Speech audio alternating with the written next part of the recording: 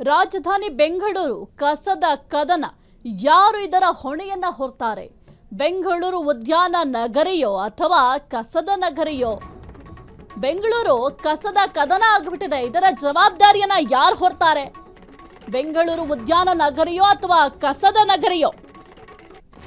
6 ತಿಂಗಳಿನಿಂದ ಬಿಲ್ ಪಾವತಿಸದ ಸರ್ಕಾರದ ನಡೆ ಎಷ್ಟರ ಮಟ್ಟಿಗೆ ಸರಿ? ಬಿಲ್ ನೆಪದಲ್ಲಿ ನಗರವನ್ನೇ ಒತ್ತೆ ಇಡುವುದು ನ್ಯಾಯಾನ? ಗುತ್ತಿಗೆದಾರರ ಹಠಕ್ಕೆ ಜನಸಾಮಾನ್ಯರು ಬಲಿಯಾಗಬೇಕೆ? ಇದು ಹಕ್ಕೊತ್ತಾಯವೋ ವ್ಯವಸ್ಥಿತ ಕಸದ ಮಾಫಿಯಾನ? ಎಸ್ಮಾ ಜಾರಿ ಆದ್ರೂ ಗುತ್ತಿಗೆದಾರರು ಕಗ್ಗಂಟಾಗಿದ್ದು ಹೇಗೆ? ಕಾರ್ಮಿಕರ ಶೋಷಣೆ ಮಾಡ್ತಾ ಇರುವ ಕಿಂಗ್ ಪಿನ್ಗಳು ಯಾರು ಹಾಗಾದ್ರೆ? ಅಧಿಕಾರಿಗಳ ಬೆದರಿಕೆ ತಂತ್ರದಿಂದ ಈಗ ಅಲ್ಲಿ ಸಮಸ್ಯೆ ಆಗ್ತಾ ಇರೋದು ಯಾರಿಗೆ ಅಂತಂದ್ರೆ ಜನಸಾಮಾನ್ಯರಿಗೆ ಇದರಿಂದ ಸಮಸ್ಯೆ ಆಗ್ತಾ ಇದೆ. ಬೆಂಗಳೂರು ಉದ್ಯಾನ ನಗರಿ ಅಲ್ಲ, ನಾವು ಹೇಳ್ತಾ ಇರ್ತೀವಿ ನಮ್ಮ ಬೆಂಗಳೂರು ಉದ್ಯಾನ ನಗರಿ ಸಿಲಿಕಾನ್ ಸಿಟಿ ಅಂತ ಬಹಳ ಹೆಮ್ಮೆಯಿಂದ ಹೇಳ್ತೀವಿ. ಆದ್ರೆ ಉದ್ಯಾನ ನಗರಿ ಅಲ್ಲ, ಈಗ ಕಸದ ನಗರಿ ಆಗ್ತಾ ಇದೆ. ಕಸದ ನಗರಿಯಾಗಿ ಯಾರು ಮಾಡ್ತಾ ಇದ್ದಾರೆ? ನಮ್ಮ ಅಧಿಕಾರಿಗಳು. ಬೆಂಗಳೂರು ಸಚಿವರಾಗಿರುವಂತಹ DK ಶಿವಕುಮಾರ್ ಅವರು ಇದಕ್ಕೆ ಉತ್ತರವನ್ನ ಕೊಡಬೇಕಾಗತ್ತೆ.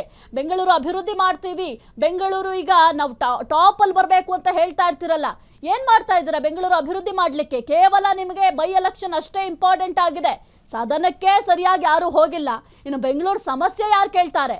ಜೊತೆಗೆ ಗುತ್ತಿಗೆದಾರರಿಗೆ ಈಗ ಈ ಒಂದು ಕಗ್ಗಂಟಾಗ್ಬಿಟ್ಟಿದೆ ಈ ಒಂದು ವಿಚಾರ. ಈ ಒಂದು ಕಾರ್ಮಿಕರ ಶೋಷಣೆಯನ್ನ ಯಾಕೆ ಮಾಡ್ತಾ ಇದ್ದೀರಾ? ಶೋಷಣೆಯನ್ನ ಯಾಕೆ ಕಿಂಗ್ ಪಿನ್ಗಳು ಮಾಡ್ತಾ ಇದ್ದಾರೆ? ಇದ್ಯಾವುದು ಕೂಡ ನಿಮಗೆ ಬೇಕಾಗಿಲ್ಲ. ನಿಮಗೇನ್ ಬೇಕು? ಎಲೆಕ್ಷನ್ ಗೆಲ್ಲಬೇಕು, ಕುರ್ಚಿ ಭದ್ರವಾಗಿ ಉಳಿಸ್ಕೊಳ್ಬೇಕು, ಜೊತೆಗೆ ಒಂದು ನಾಯಕತ್ವ ಬದಲಾವಣೆ ವಿಚಾರ ಚರ್ಚೆ ಆಗಬೇಕು. ಇದನ್ನ ಹೊರತುಪಡಿಸಿ ಜನರ ಸಮಸ್ಯೆಗಳು ಏನು ಅಂತ ಏನ್ ಪ್ರಶ್ನೆ ಮಾಡ್ತಾ ಇದ್ದೀರಾ ನೀವು? ಅದನ್ನ ಸರಿಪಡಿಸ್ಲಿಕ್ಕೆ ಹೋಗ್ತಾ ಇದ್ದೀರಾ?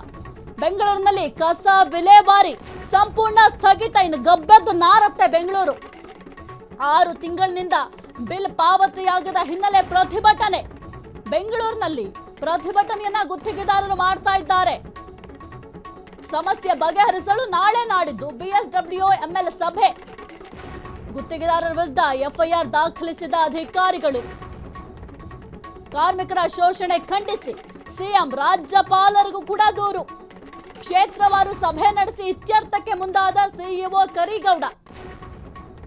ಬರೀ ಇತ್ಯರ್ಥ ಮಾಡ್ತೀವಿ, ಈ ಒಂದು ಸಮಸ್ಯೆನ ಬಗೆಹರಿಸ್ತೀವಿ ಅನ್ನೋದು ಬರೀ ಬಾಯಿ ಮಾತಾಯ್ತು.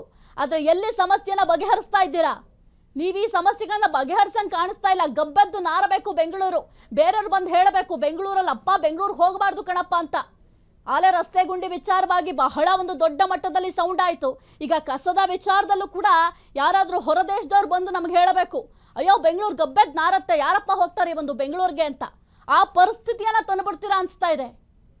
ನೋಡಿ, ಈ ಒಂದು ಕಸದ ಸಮಸ್ಯೆ ಎಷ್ಟು ದೊಡ್ಡ ಮಟ್ಟದಲ್ಲಿದೆ ಅಂತ ಅಂದ್ರೆ ಇದನ್ನ ಸಾಲ್ವ್ ಮಾಡಬೇಕು ಅಂತ ಯಾರು ಕೂಡ ತಲೆ ಕೆಡಿಸ್ಕೊಳ್ತಾ ಇಲ್ಲ. ಮುಖ್ಯವಾಗಿ ಅಧಿಕಾರಿಗಳು. ಕಾರ್ಮಿಕರ ಪರಿಸ್ಥಿತಿ ಏನು ಬೇಕಾರಾಗ್ಲಿ, ನಮಗೇನಾಗಬೇಕು?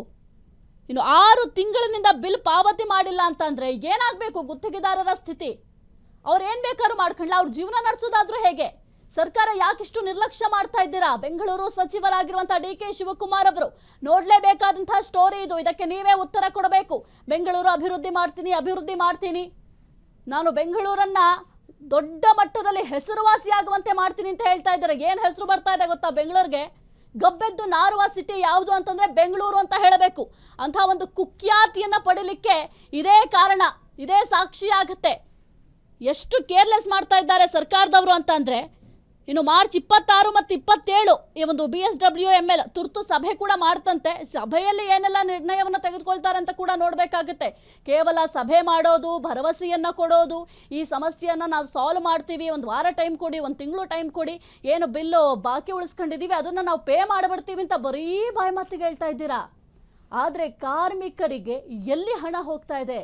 ಕಾರ್ಮಿಕರನ್ನ ಶೋಷಣೆ ಮಾಡ್ತಾ ಇರೋ ಕಿಂಗ್ ಪಿನ್ಗಳ ವಿರುದ್ಧವಾಗಿ ಏನಾದ್ರು ಕ್ರಮ ಜರುಗಿಸಿದ್ರಾ? ಇಲ್ಲ, ನಿಮ್ಗೆ ಯಾವುದು ಕೂಡ ಇದು ಬೇಕಾಗಿಲ್ಲ. ಒಂದು ವೇಳೆ ಏನಾದರೂ ಈ ಒಂದು ಕಸವನ್ನ ತೆಗೆಯದೆ ಹಾಗೆ ಬಿಟ್ರೆ ಪ್ರತಿಯೊಬ್ಬರ ಮನೆಯ ಮುಂದೆಯೂ ಕೂಡ ಕಸ ಹಾಗೆ ಉಳಿಯುತ್ತೆ. ಎಲ್ಲಾದ್ರೂ ಹೋಗ್ಬೇಕಂದ್ರೆ ಮೂಗು ಮುಚ್ಕೊಂಡು ಓಡಾಡ್ಬೇಕು ನಾವು. ಕೇವಲ ಮೂಗು ಮುಚ್ಕೊಂಡು ಓಡಾಡೋದು ಅಷ್ಟೇ ಅಲ್ಲ, ಸಾರ್ವಜನಿಕರ ಆರೋಗ್ಯದ ಮೇಲೆ ಯಾವ ರೀತಿ ಪರಿಣಾಮ ಬೀರುತ್ತೆ ಅದ್ರ ಬಗ್ಗೆ ಯೋಚನೆ ಮಾಡಿದ್ದೀರಾ? ನಿಮ್ಗೆಲ್ರಿಗೂ ಕೂಡ ಗೊತ್ತಿದೆ, ಕೋವಿಡ್ ಬಂದಂತಹ ಸಂದರ್ಭದಲ್ಲಿ ಪ್ರತಿಯೊಬ್ಬರು ಕೂಡ ನರಳಾಡಿದ್ದೀವಿ. ಆಗ ಏನು ಹೇಳ್ತಾ ಇದ್ರು ಹೇಳಿ ಎಲ್ರು? ಬಹಳ ಹುಷಾರಾಗಿರ್ಬೇಕು, ಮನೆಯನ್ನ ಸ್ವಚ್ಛವಾಗಿ ಇಟ್ಕೊಳ್ಬೇಕು, ನಿಮ್ಮ ನಗರವನ್ನ ಸ್ವಚ್ಛವಾಗಿ ಇಟ್ಕೊಳ್ಬೇಕು ಅಂತ ಹೇಳ್ತಾರೆ. ಆದ್ರೆ ಈ ರೀತಿ ಆದ್ರೆ ನಾವು ಹೆಂಗ್ ಸ್ವಚ್ಛವಾಗಿ ಇಟ್ಕೊಳ್ಳೋದು? ಯಾಕೆ ಇಷ್ಟೊಂದು ಕೇರ್ಲೆಸ್ ಮಾಡ್ತಾ ಇದ್ದೀರಾ ಸರ್ಕಾರದವರು? ನಿಮಗೆ ಕೇವಲ ಎಲೆಕ್ಷನ್ ಅಲ್ಲಿ ಗೆಲ್ಲಬೇಕು, ಅದಷ್ಟೇ ನಿಮ್ಮ ಗುರಿ ಆಗ್ಬಿಟ್ಟಿದೆ. ಯಾರು ಏನಾದ್ರೆ ಏನಾಗಬೇಕು, ವೋಟ್ ಕೇಳುವಾಗ ಮಾತ್ರ ಪ್ರತಿಯೊಬ್ಬರ ಮನೆ ಬಾಗಿಲಿಗೆ ಹೋಗ್ತೀರಾ, ವೋಟ್ ಹಾಕಿ ಅಂತ ಕೇಳ್ತೀರಾ. ಇದನ್ನ ನೋಡಿ ವೋಟ್ ಹಾಕ್ಬೇಕಷ್ಟೇ. ನಮ್ಮ ಆರೋಗ್ಯವನ್ನ ಹದಗೆಡಿಸ್ಲಿಕ್ಕೆ ನೀವು ಕಾರಣರಾಗ್ತಾ ಇದ್ದೀರಾ, ಹಂಗಾಗಿ ನಿಮ್ಗೆ ವೋಟ್ ಹಾಕ್ತೀವಿ ಅಂತ ಹೇಳಿ ವೋಟ್ ಹಾಕ್ಬೇಕು. ಅದು ಬಿಟ್ಟು ಬೇರೆ ಏನು ಸಾಧ್ಯ ಇಲ್ಲ. ಇಷ್ಟು ಸಮಸ್ಯೆಗಳಿದಾವೆ. ಬೆಂಗಳೂರು ಸಮಸ್ಯೆಗಳ ಆಗರ ಆಗಿದೆ. ಅದ್ಯಾವುದು ಕೂಡ ನಿಮ್ಮ ಗಮನದಲ್ಲಿಲ್ಲ. ಎಲೆಕ್ಷನ್ ಗೆಲ್ಲಬೇಕು, ಜೊತೆಗೆ ನಿಮ್ಮ ಕುರ್ಚಿಯನ್ನ ಭದ್ರವಾಗಿ ಉಳಿಸ್ಕೊಳ್ಬೇಕು. ನಿಮ್ಮ ಸರ್ಕಾರ ನಿಮ್ಮ ಪಾಡಿಗೆ ನೀವು ಆಡಳಿತ ನಡೆಸ್ತಾ ಹೋಗಬೇಕು, ಅಷ್ಟೇ ನಿಮ್ಮ ಉದ್ದೇಶ ಅನ್ಸುತ್ತೆ. ಈಗಲಾದ್ರೆ ಎಚ್ಚೆತ್ಕೊಂಡು ಈ ಸಮಸ್ಯೆನ ಬಗೆಹರಿಸಬೇಕು. ಕ್ಷಣ ಕ್ಷಣದ ಸುದ್ದಿಗಳಿಗಾಗಿ ಫ್ರೀಡಂ ಟಿವಿ ಸಬ್ಸ್ಕ್ರೈಬ್ ಮಾಡಿ, ಲೈಕ್ ಮಾಡಿ ಹಾಗೂ ಫಾಲೋ ಮಾಡಿ. ಹೊಸ ಸುದ್ದಿಗಳ ನೋಟಿಫಿಕೇಶನ್ಗಾಗಿ ಬೆಲ್ ಐಕಾನ್ ಮೇಲೆ ಕ್ಲಿಕ್ ಮಾಡಿ.